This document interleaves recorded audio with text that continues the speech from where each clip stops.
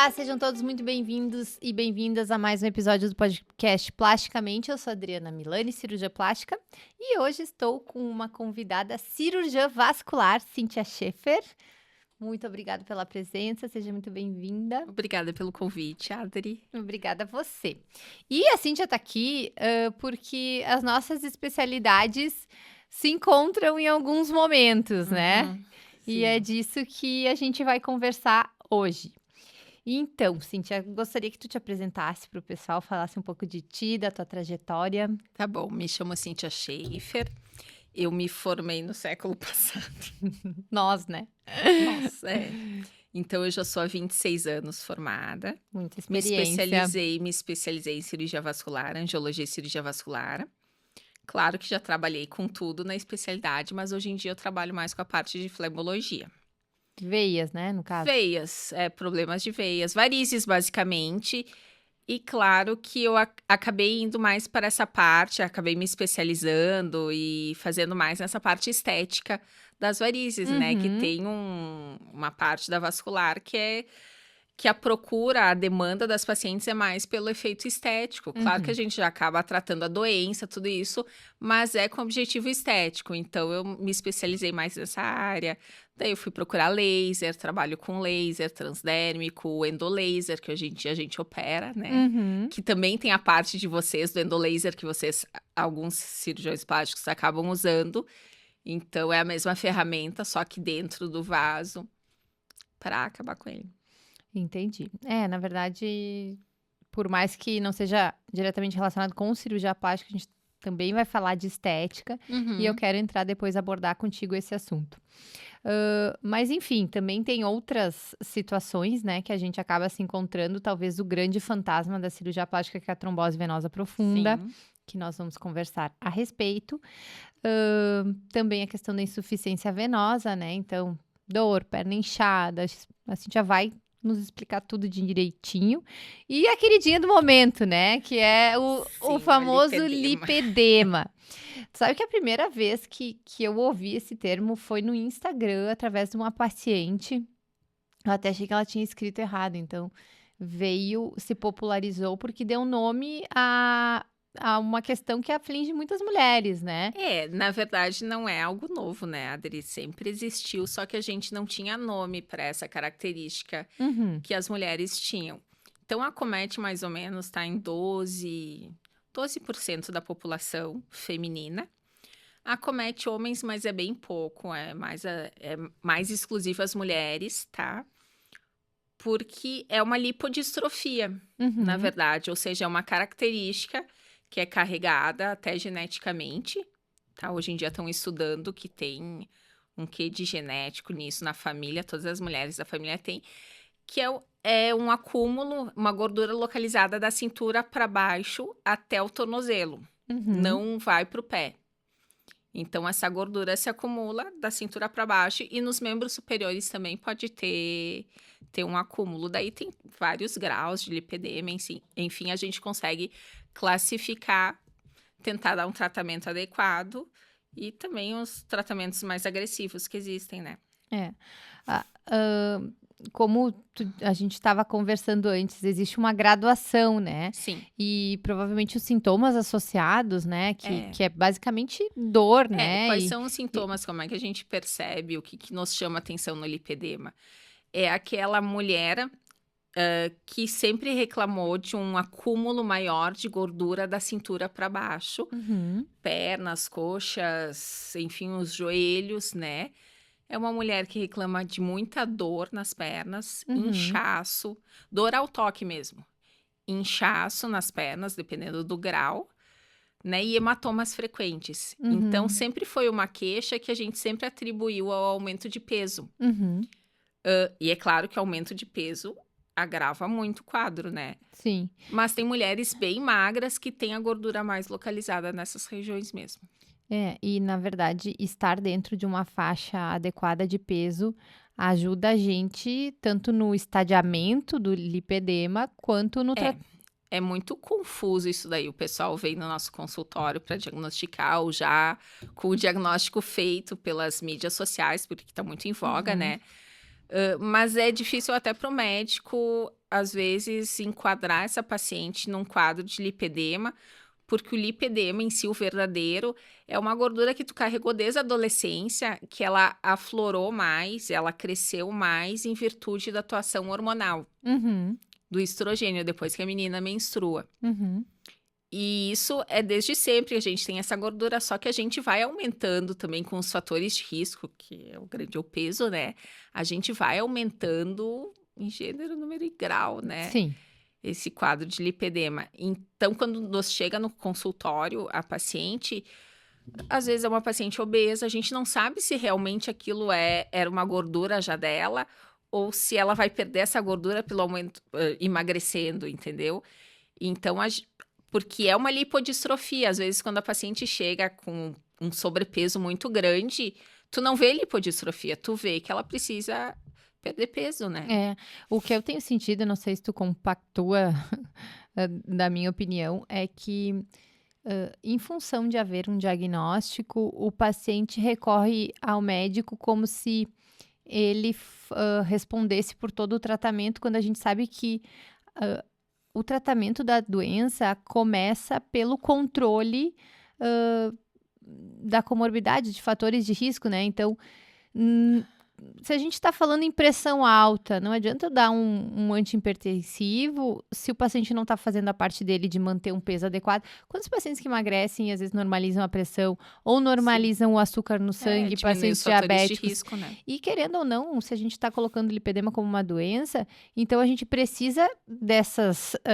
medidas não farmacológicas, que basicamente é controle alimentar, né? E a gente aqui não está nem falando só em controle de calorias ou emagrecimento Não, são como... medicações que inflamam essa gordura. Exato, quanto conservante. Medicações, desculpa, Sim, são alimentos que inflamam essa gordura. alimentos que são inflamatórios, Isso né? aí. Então, a gente vai começar a falar em tratamento medicamentoso, farmacológico e cirúrgico a partir do momento que o paciente trouxer esse lipedema em condições controladas, né? Então, assim, ó, as pessoas chegam querendo saber, diagnosticar o lipedema e achando que tem uma medicação para isso.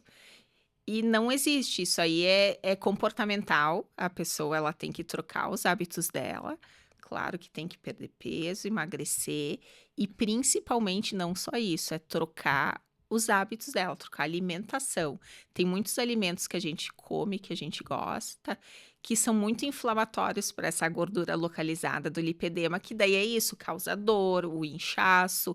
Então, a paciente normalmente ela vem muito inflamada, né? E essa paciente, quando ela tá mesmo inflamado, nenhuma cirurgia, nem cirurgia plástica, nem cirurgia vascular, cirurgia de varizes, toda cirurgia tu não vai ter um bom resultado pós-operatório. Na verdade, porque tu essa vai paciente aumentar, né? porque essa paciente tá inflamada, tu vai aumentar. Então é bom a gente saber, cirurgia plástica também tem que ter um controle, tem que pedir para essa paciente evitar esses tipos de alimentos antes da nossa cirurgia, para a gente ter um resultado adequado e não ter aquele inchaço enorme depois, né? Nós já tivemos isso, né? Tem aquelas pacientes que não incham nada e tem pacientes que incham muito, guria, que tem uma resposta muito diferente, né? Exato. E aí é, de certa forma, desintoxicar, beber água, escolher o tipo de alimento, né? Os alimentos principais inflamatórios, assim, que tem nos estudos, que, claro que não é muito certo, não tem muita coisa ainda publicada, né?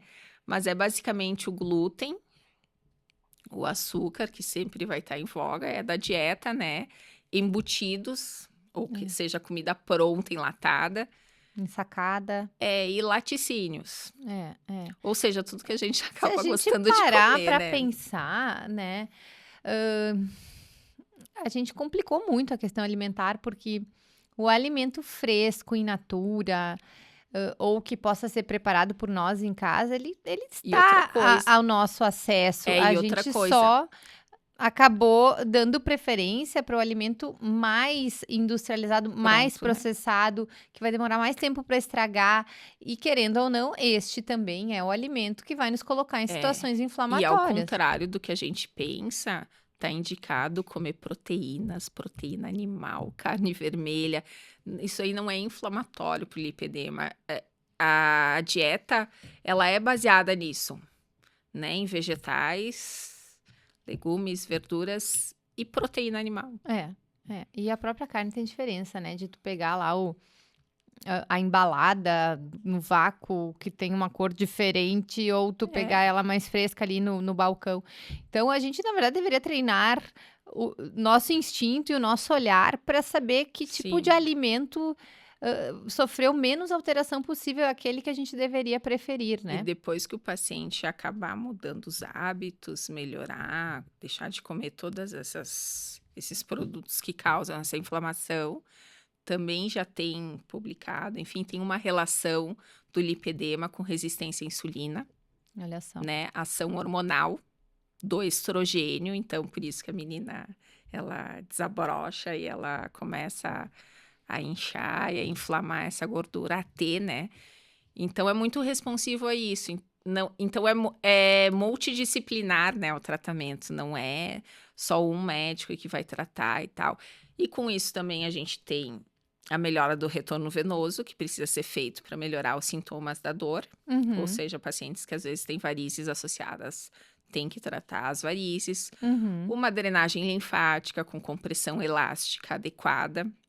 Até hoje em dia a gente está recomendando a compressão inelástica, que é a mesma que vocês usam nas lipoaspirações. A A bota de inelástica, compressão isso aí. pneumática.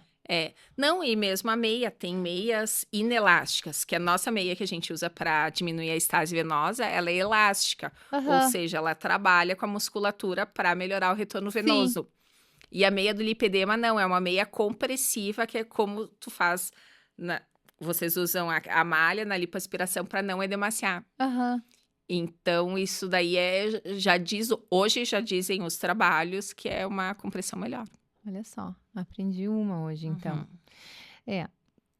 E a gente tem que saber que basicamente não tem cura, né? É um controle. E como tratamento definitivo, depois que a paciente fez todos esses fatores de risco, diminuiu todos esses fatores de risco, emagreceu bastante, sobrou aquela gordura localizada. Aí é a nossa hora de Daí entrar é em a hora cena. que vocês entram em cena. Exato. É muito o que nós estávamos comentando antes quando a gente pula etapas, quando a cirurgia plástica entra antes do controle dos fatores de risco, a gente inclusive vai estar incorrendo no risco aumentado de lesionar o sistema linfático, Isso aí. o sistema venoso, e esse paciente, paradoxalmente, vai ter uma piora, né, desse quadro, uma vez que o sangue não vai retornar como deveria isso estar aí. retornando. Então, assim, o paciente recebeu o diagnóstico de lipedema não significa que ele vai entregar no colo de um cirurgião plástico, no tratamento cirurgião pra vascular sempre, ou do né? endocrinologista. Na verdade, a partir dali, ele ganha uma série de responsabilidades para limpar a sua doença da melhor forma possível e levar realmente o que não está ao seu alcance para que seja tratado por um profissional cirurgião, no Isso caso, aí. né? Perfeito, acho que a gente deu um belo de um desfecho aí pro explicação. lipedema, para quem estava sedento por essa explicação. E agora vamos entrar então na trombose, Cíntia. Vamos lá, essa já é mais minha área. Pois então, brilha. O que tu Bom, tem para contar para as pacientes, assim? A trombose é um bicho de sete cabeças, é prevenível, como é que trombose funciona? está na literatura que a incidência dela, mundial, enfim, daí tem diferenças, né, nas regiões, mas é 60 pacientes para cada 100 mil habitantes. Então dá menos do que 1%, bem menos do que 1% de risco da população em geral ter Sim. trombose. A gente não tá falando Com daquele qualquer fator de paciente risco, não.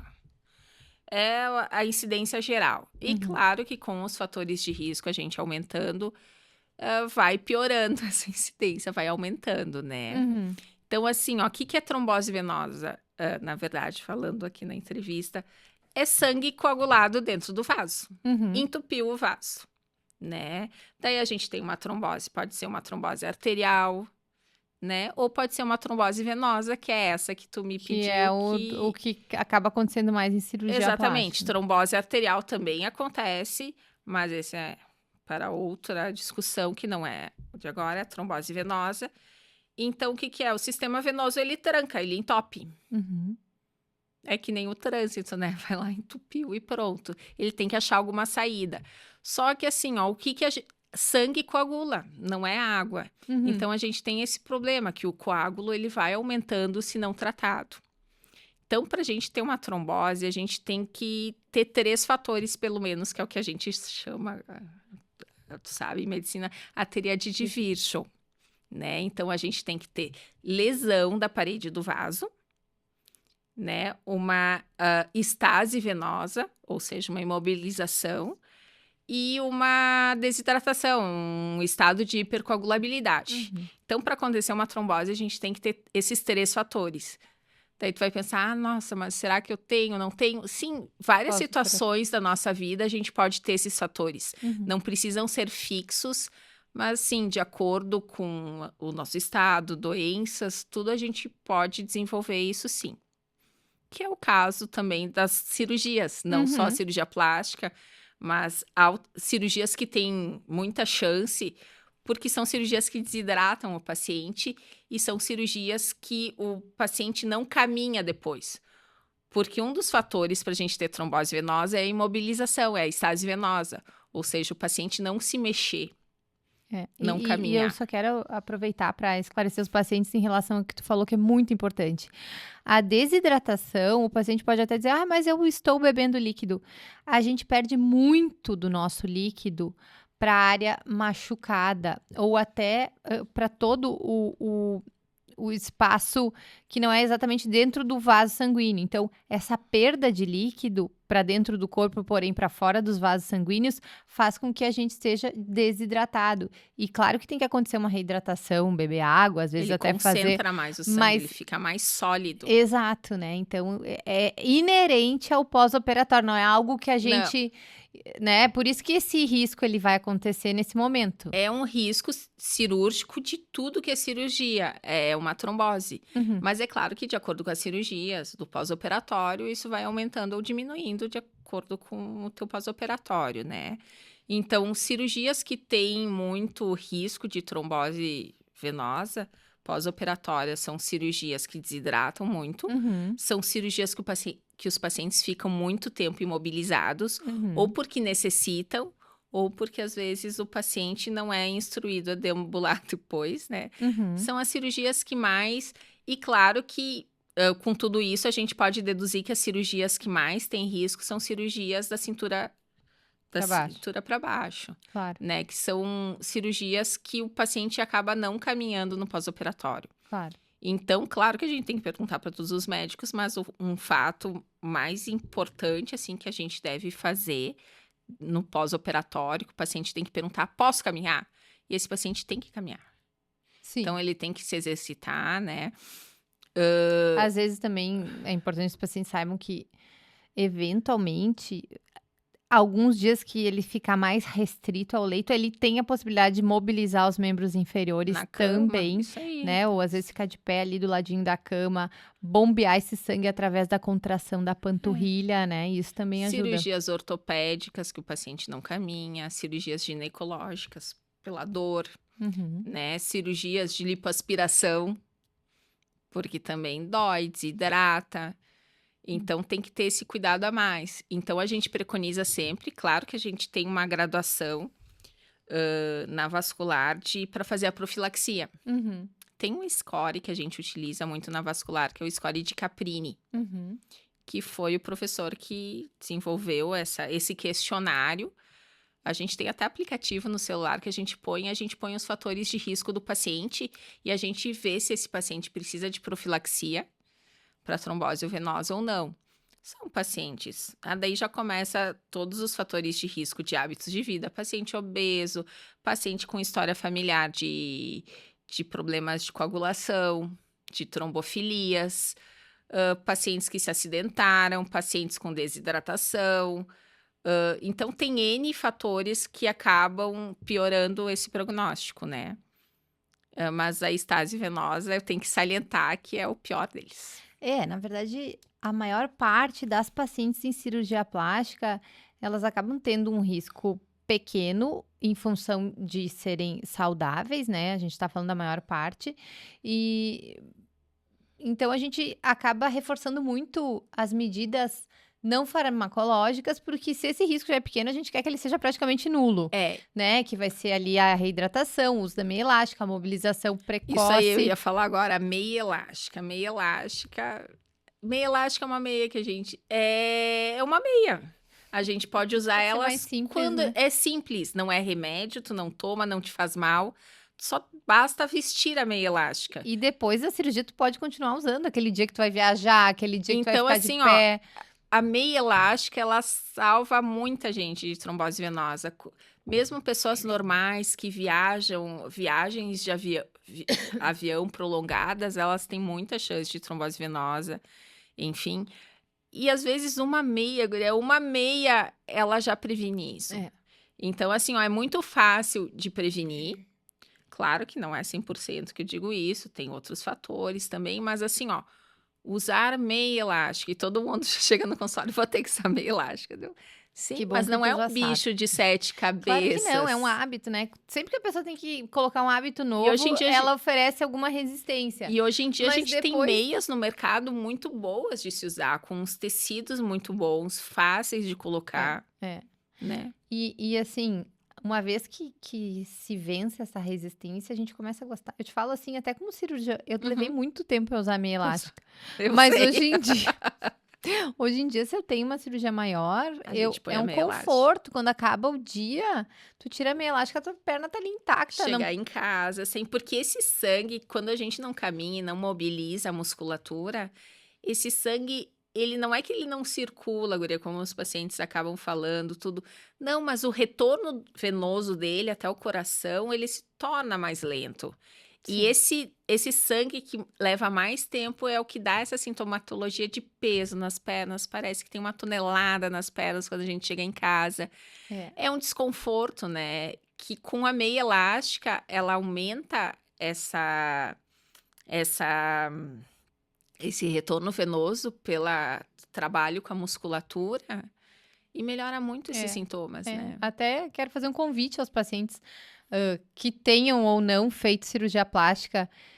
Experimentem. É que a gente tem muita dificuldade de se observar e conhecer o nosso corpo e os nossos sintomas, mas observem aquele dia que vocês chegam em casa com as pernas pesadas, né? E tentem, eventualmente, fazer um teste. Coloca a meia de manhã quando tu acorda, antes de sair da cama, né? Que a perna não vai estar lá tão inchada. E passa o dia com a meia e vê como é que tu te sente de noite. Isso vai falar por si, né? Nossa, isso é exatamente. Quem experimenta, É, quem faz esse testezinho que tu falou, nossa, muda o conceito, né? é. Mas tem que, assim, ó, tem que saber a meia que vai comprar, a compressão ideal, né? Porque senão também a meia se torna um estorvo. Não, daí com alguma orientação. E outra coisa, eu acho que também veio para agregar muito, né, na profilaxia, né, na prevenção da trombose em cirurgia plástica, é que atualmente a gente tem esses anticoagulantes por via oral, Ah, né? isso aí melhorou bastante. Querendo ou Sim, não, para o paciente se aplicar em casa, era relativamente complicado, a gente acabava sendo mais resistente em é. oferecer essa profilaxia e hoje em dia facilitou Então, bastante, né? assim, ó, na prevenção que a gente tem para tratamento de trombose venosa, que a gente não falou nos sintomas de trombose venosa, né? Quando oclui o Vamos falar. vaso.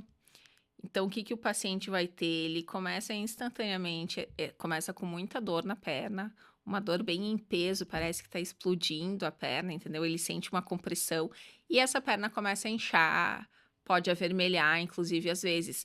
Esses são sinais que a gente tem que procurar o nosso médico para falar dos sintomas, porque isso não é normal. E normalmente é na panturrilha, né? Que é a maior causa de trombose venosa.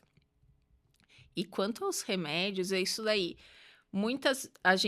Agora a gente tem esses anticoagulantes orais, porém, eles não têm antídoto, ou seja, a gente não consegue reverter na hora os efeitos dele. Então, por exemplo, numa cirurgia plástica que a gente vai fazer a profilaxia, é recomendado ainda a heparina de baixo peso molecular, que a gente injeta na barriga, mas também é fácil para o paciente se aplicar. Uhum. né? Porque a gente tem como corrigir isso se tiver algum tipo de sangramento, porque em cirurgia é isso daí, né? A gente nunca quer fazer um anticoagulante, porque acaba sangrando mais A gente depois. acaba tendo que dosar qual é o risco de ressangramento. A gente sabe que tem cirurgias que são mais propensas a hematomas e hemorragias de pós-operatório, outras já são relativamente mais É, seguras. Então, isso, querendo ou não, tem que e ser. vale vocês, a gente ter uma conversa entre os profissionais para saber, ó, é uma cirurgia que sangra muito, já cicatrizou, e tudo tu pode continuar o andamento ainda, e mesmo se tu tiver uma trombose venosa pós-operatória, com os DOACs, né, com os anticoagulantes Uhum, orais. Então sim. melhorou bastante, né, o tratamento de É, trombose venosa. facilitou, né, pra gente, pros Uhum. pacientes. E aí tu vai dosando. Às vezes, assim, ao invés de começar ali no pós-operatório imediato, às vezes dá um dia ali pra ver se realmente não aconteceu nenhum hematoma, nenhuma E o hemorragia. importante é começar esse tratamento cedo, É. né, Drica? Porque o que acontece, a trombose em si, claro, ela é incômoda e tudo mais, mas ela está relacionada, então, ao maior dos riscos, que é a Embolia embolia, pulmonar, ela que pode é evoluir. quando quando esse trombo acaba virando. Descolando e subindo. Exato. E aí a gente pode ter problemas mais severos. Por isso que é importante identificar a trombose, prevenir, né? E em prevenindo e mesmo assim acontecendo, remediar o quanto O antes. risco é baixo, mas existe. É, Então, vale salientar, né? é isso aí. Mas enfim, acho que deu pra gente um pouco desmistificar, né? Principalmente, acho que o que fica de mensagem é que é muito prevenível, né? Com alguns Uhum. cuidados. E também tem que saber que, assim, ó, risco a gente sempre corre num pós-operatório, de qualquer cirurgia. Então, é bom tu confiar no teu médico e quando tu sentir alguma coisa, tu relata pra ele que ele vai saber como agir e como prevenir consequências maiores, né? É, En- tem que ter essa comunicação Exatamente. eficiente, Então, né? assim, ó, não é pra se apavorar, é pra falar. É isso aí, exato. Objetivar, né? Uhum. Exatamente. E agora, então, vamos dar um gostinho para as pacientes, falar um pouquinho sobre varizes, Varizes. varicosidades, também sobre insuficiência venosa, né? Quando que essas Sim. varicosidades são mais do que estéticas e merecem um tratamento mais cirúrgico mesmo. A gente O que também. pode ser feito? Desculpa te interromper, Uhum, mas não. uma questão assim que eu te faço até mais como leiga do que propriamente como entrevistadora é o que que a gente pode resolver no teu consultório, Cíntia? Isso. Quando que a gente tem que ir pro bloco? Fala um pouquinho aí sobre. Vamos lá. Então, Vamos lá. as varizes, que são varizes para quem está assistindo aqui? Varizes são veias flácidas. Olha aí. É uma flacidez de veia, tanto quanto a gente tem a A gente pele é perseguida flácida, pelas. tanto quanto a Ai, pele gente, pelo flácida, amor de Deus. varizes também são. Só que é claro que tem varizes, tem graduação, a gente tem um estadiamento dessas varizes e também tem fatores de risco para essa flacidez. Tu pode nascer com elas e desenvolver já quando criança, né, por algum transtorno congênito.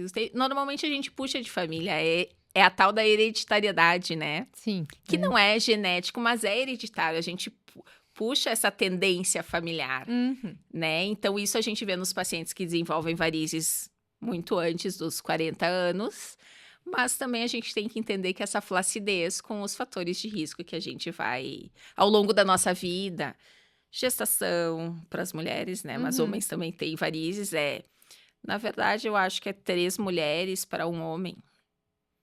Então, é significativo, mas também eles É. têm, né? Uma diferença é que dessas 3 mulheres, as 3 vão querer tratar e se E os tu homens juntar não. 10 homens vão fingir que nada tá acontecendo.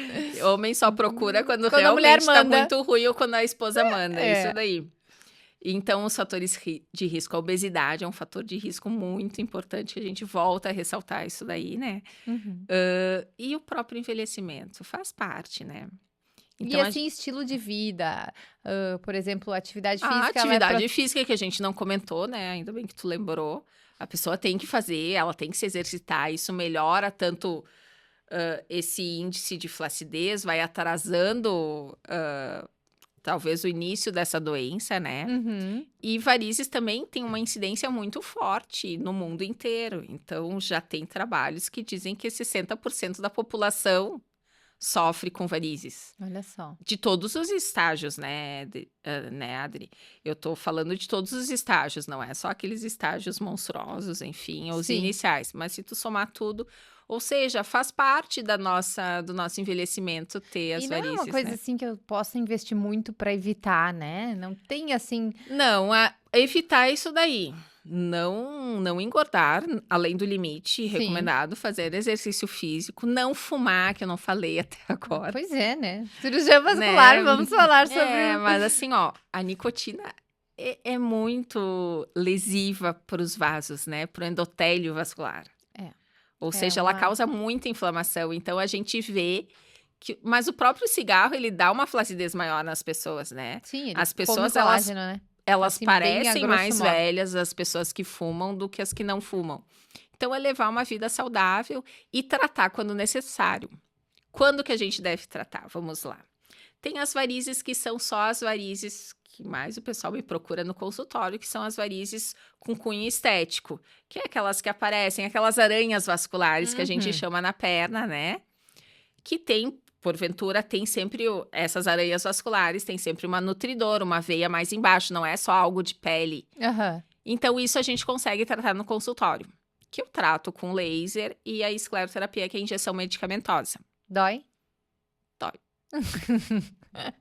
Eu não vou mentir, Mais né? ou menos Dói um que pouquinho. Botox. Ah, Botox também dói um pouquinho, né? É. O laser é semelhante a qualquer outro laser que os pacientes Sim, fazem tipo, para pelo, tudo. Mas é aquela dor chata, assim, aquela soltadinha da borrachinha na pele, Sim. sabe? Uhum. Aquele tirinho. Mas o efeito dele é muito bom e nada substitui. Porque a gente tem que pensar que isso é o que os pacientes vêm, às vezes, me relatando, é que todo mundo quer tratar com um método só, ou só com injeção, ou só com laser, sem cirurgia, enfim. Não, é o vaso que se escolhe o tratamento. Entendi. Cada vaso tem um tipo de tratamento. Não adianta eu, com um tratamento pequeno, querer tratar vasos enormes, porque não Entendi. vai. Eu vou estragar a ferramenta que eu tô usando. Isso é muito importante, Cíntia, porque uma das coisas que eu tento trabalhar aqui no podcast é que eu sinto que as pacientes, elas estão angustiadas em solicitar para o médico, para o cirurgião, o tratamento que elas entenderam como sendo o mais correto, o mais moderno, o mais adequado, e querendo ou não, o médico perde um pouco dessa autonomia de selecionar o que é de fato indicado e o que é de fato melhor para aquele caso em Eu específico. sempre falo para as pacientes que já vêm com uma informação, né? A mídia é muito boa. Eu gosto que os pacientes olhem antes, sei lá, Google, Instagram, e venham nos trazer as dúvidas. Só que, assim, a mídia é muito boa para informação. Só que, assim, ó, nem o Google, nem a inteligência artificial, enfim, eles não vão te interpretar isso. Uhum. Ou ter a vivência que tu tem de fazer o tratamento e as complicações que isso gera. Então, tem que confiar no profissional que tá ali, tem que levar as dúvidas. Eu acho ótima essa informação, que uma vez ninguém tinha e ficavam pensando, nossa, o que não é? Será que eu confio, não confio? Será que essa pessoa fez uma coisa muito fora da bitola, né? Exatamente. Então, eu acho, venha com a informação, mas pergunte ao seu médico. Se tu não confiou no primeiro médico, tenha outra opinião. Exato. Entendeu? Não é para isso que a gente tá lá, né? Para diagnosticar, para tirar as dúvidas e para tratar também, né? Uhum. Então não é só uma coisa. E os pacientes vêm chegando isso daí. Eles querem tratar com a espuma densa, querem tratar tudo com a espuma densa. Mas a espuma densa é uma escleroterapia mais fácil de fazer, mas ela tem as suas complicações. O laser também não tem poucas complicações, mas assim, ó, às vezes tem alguma contraindicação do tamanho do vaso, tu entendeu? Da cor da pele. A escleroterapia, às vezes a gente não pode injetar, tá sendo injetado uma droga na tua circulação, que vai direto pro coração, pro cérebro, entendeu? Então a gente não pode injetar qualquer coisa. Olha só. Então, tu tem que ter cuidado, uma asepsia ou... Escleroterapia, o que se injeta é glicose. Normalmente tem, hoje em dia no Brasil, isso é no Brasil, tá? No Brasil a gente usa muita glicose hipertônica, que é 75%. É quase que uma papa de açúcar. Tô falando uma bobagem ou num diabético não é legal? Pode fazer, só que a gente faz uma quantidade menor, porque a gente aumenta, normalmente, dependendo dos ml, a gente aumenta a glicemia, né? Então a gente tem que ter esse controle tudo direitinho, mas pode fazer. Tá, e tem outras medicações que também a gente usa, o polidocanol, que é a espuma que a gente chama, misturada com ar, tem o etamolim, tem outras medicações que se usam menos, mas no exterior eles não manipulam a glicose hipertônica. Então, eles só têm a glicose 50%, que não tem a mesma ação da 75%, então eles usam muito polidocanol. Então, lá eles usam muita espuma. Mas também vale salientar que aqui no Brasil é o país que mais tem esse compromisso com a estética, né? Sim. Que os pacientes... Então, às vezes, Europa e Estados Unidos, eles não procuram muito pela estética, eles não se... eles não ficam chateados com uma mancha que pode acontecer. Exato. O paciente ele não quer só uma melhora, ele quer um resultado de excelência, né? O paciente não se satisfaz, assim, em sair da onde ele está para uma situação um pouquinho melhor, ele quer estar Tu sabe que a realmente... gente vai nos congressos com esses mundiais e a gente mostra os resultados com o resultado estético muito bom.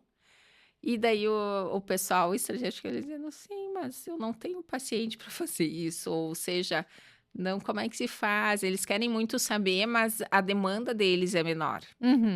Sim. Mas já está se espalhando no mundo inteiro, já está aumentando. É um movimento que está aumentando muito essa estética. A né, estética, pessoal? ela tá ganhando em excelência.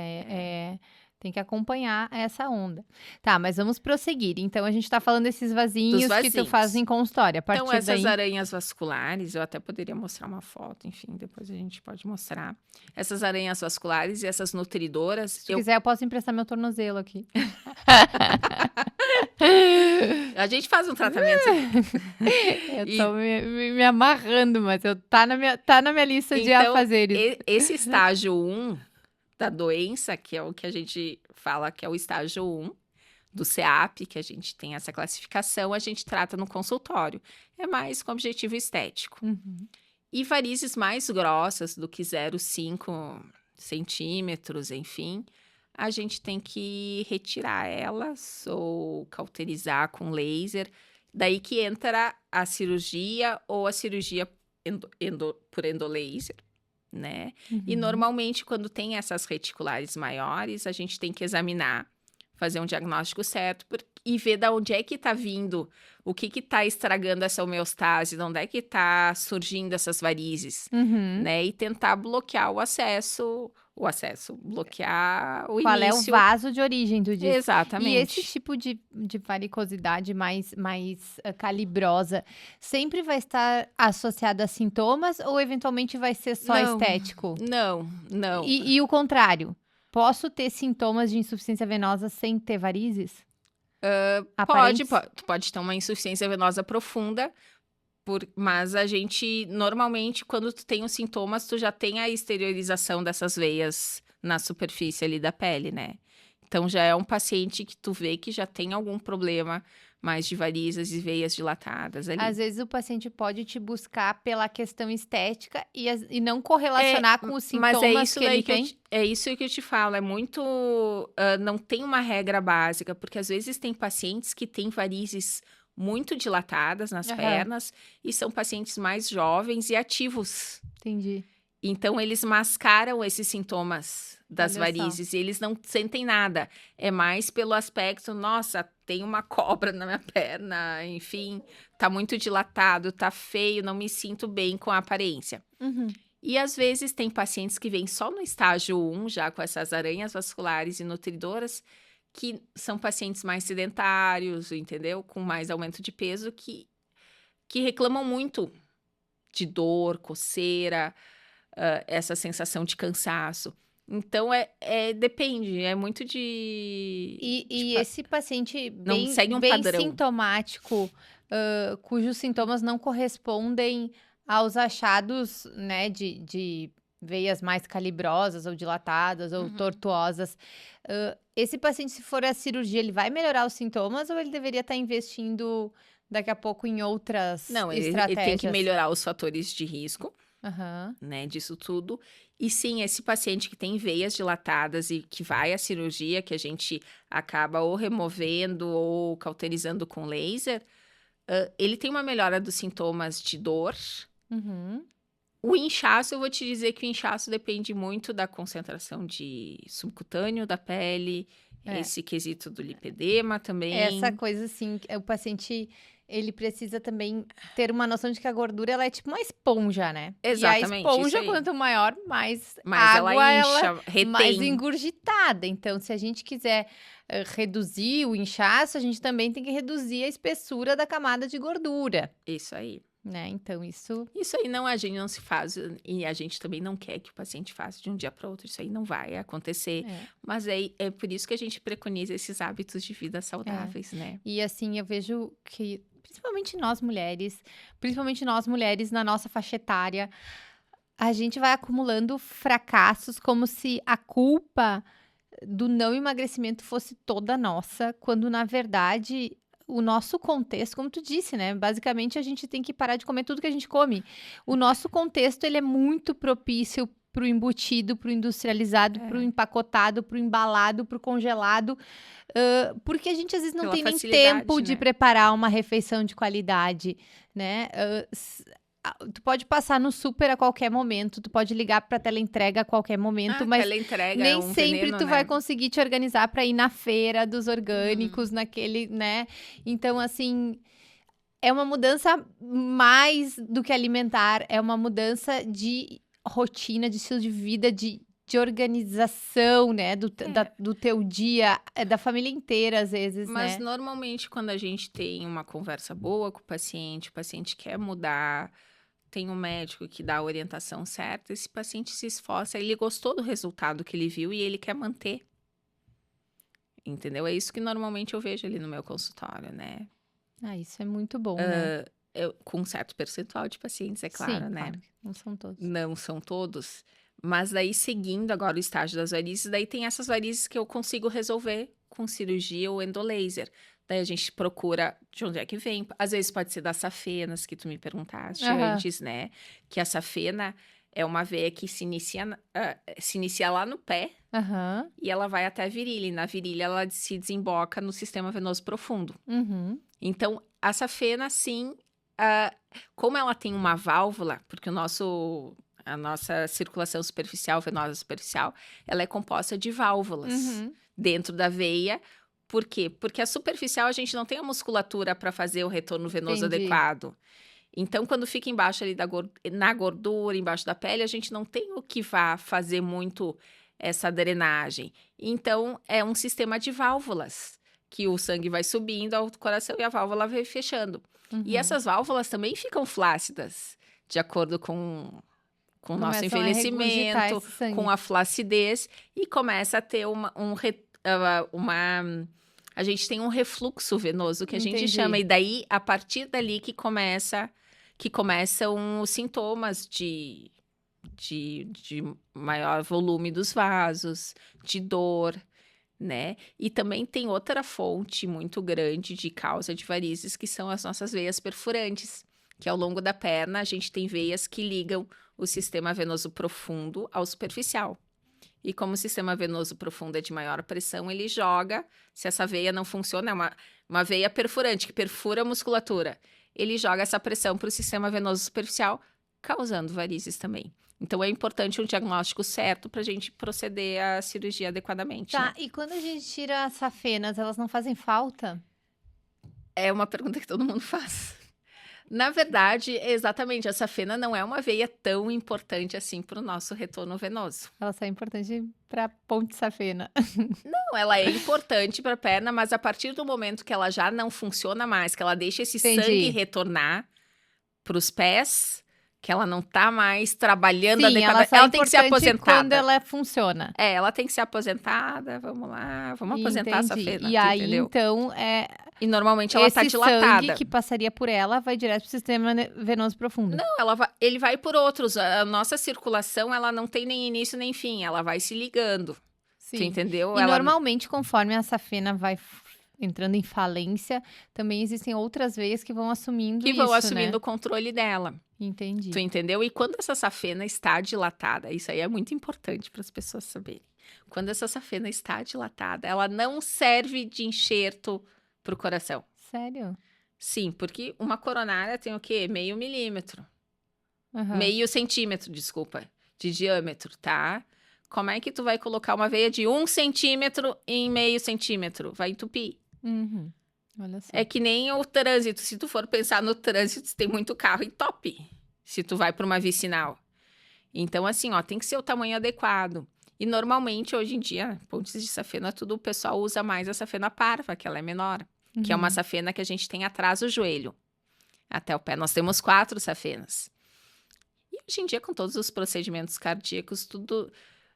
pois é, isso daí não é que não seja relevante, mas é que não... É muito um mito, assim, ó, se faltar, não vai circular. Sim, Então, sim, essa tem preocupação recursos, não né? precisa ter. Sim, Tu me entendeu? entendi. Porque uma veia que está dilatada, não está funcionando, ela não vai servir para colocar lá de enxerto, Perfeito. né? E seguindo esses estágios, desculpa. Não, siga, prossiga.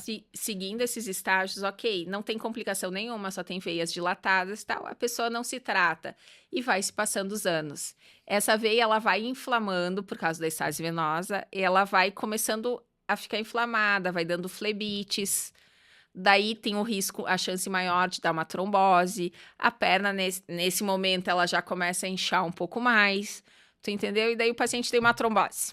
Tu Por sabe conta que das muitas varizes. vezes quando a gente pergunta para o paciente se ele tem história de trombose na família e que para nós interessa mais saber daqui a pouco se a mãe teve na gestação ou se uma trombofilia, irmã sim. teve, né? Trombofilia, que é quando o Aham. sangue tem lá alguns fatores que, né? Ela diz, meu avô e minha avó morreram de trombose. Mas é importante saber que a origem causa é eram as diferente, né?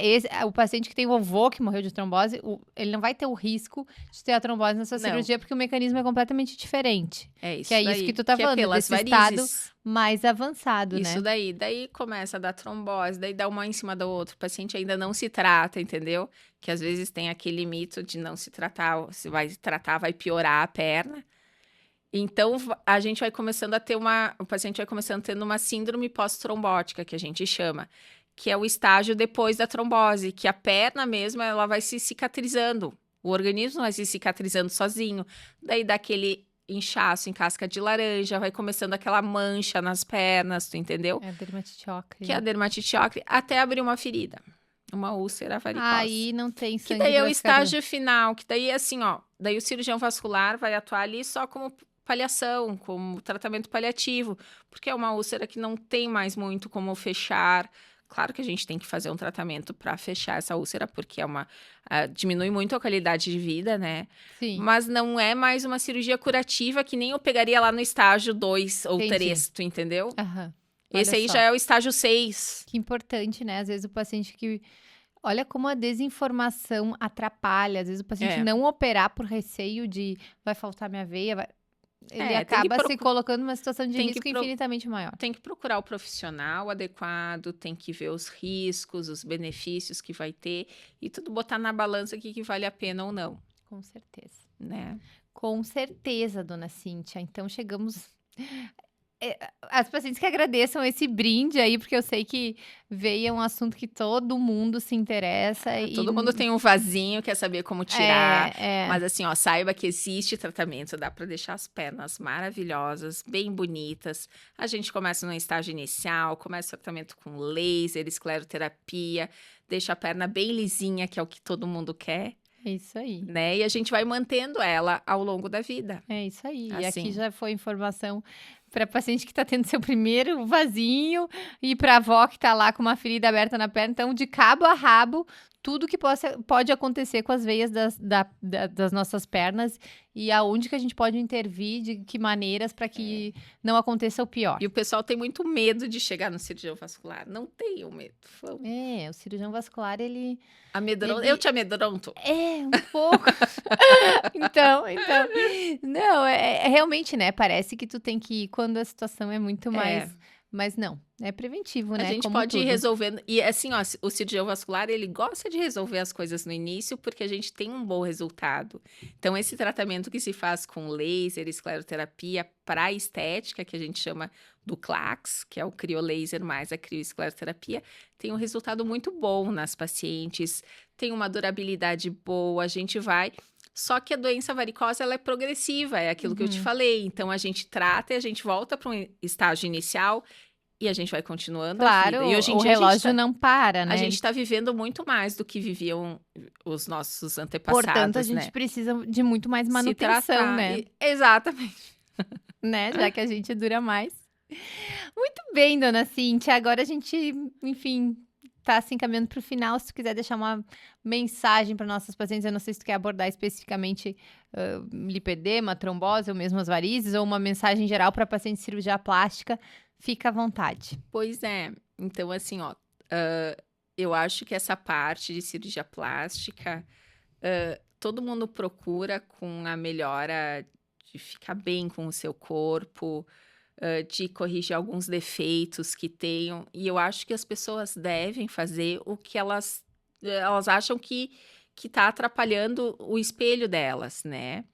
E isso tudo também eu falo das varizes, porque tá bem ali pertinho. É esse link que se faz com a cirurgia plástica. Porque a paciente da cirurgia, a tua paciente, ela também me procura, porque ela corrigiu o aspecto dela que ela queria contigo, e ela também quer corrigir as pernas, que é uma parte importante, né? Se tu for ver, quase meio corpo ali que tu expõe bastante. Então, eu acho que deve procurar. Quanto mais cedo fizer, a gente consegue manter essa paciente com um bom resultado estético a vida inteira. E se precisar fazer um procedimento mais invasivo, vamos lá. Também não é um bicho de 7 cabeças. Dá pra gente... programar com o paciente para não sofrer muito as consequências que essa doença traz e é tão prevalente assim na população em geral, né? E assim, tu falando, me ocorre como a estética, às vezes, ela é um termômetro para a saúde, né? Então, tu vai procurar lá o cirurgião vascular em função do lipedema, quando, na verdade, tu tem que rever uma série de hábitos para te manter saudável. Então, também existe essa relação, né? E é o que eu falo para as minhas pacientes. Eu disse sempre, o que traz o paciente no meu consultório é a estética, é o visual. Mas eu acabo tratando a patologia. Claro.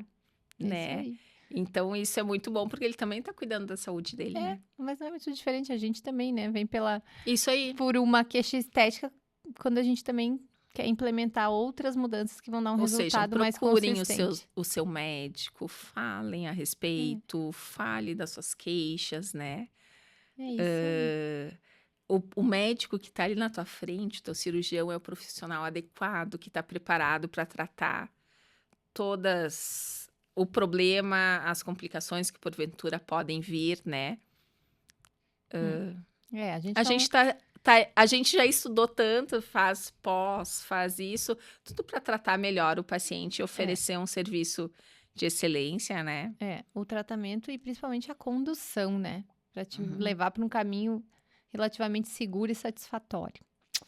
Muito bem, doutora Cíntia, muitíssimo obrigada. Adorei o papo. Adorei, te agradeço em nome das pacientes e também em meu nome, aprendi muito.